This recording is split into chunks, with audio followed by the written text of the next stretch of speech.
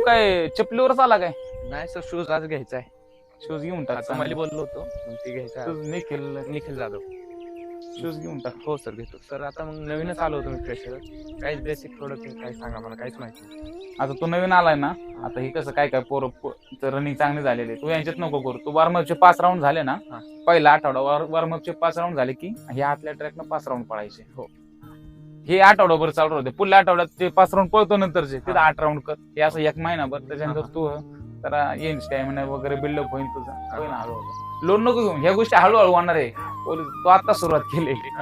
होईल हळू. हे बेसिक आहे. बेसिकला थोडासा वेळ लागेल. 400 मीटरचा आपल्याला किती म्हणजे 404 राऊंड मारावं लागते. 1600. टायमिंगचं आउट ऑफ किती असतं? नाही आउट ऑफ 5 असतं तर नाही माहिती का? 5-10 पर्यंत 5-10 येशील.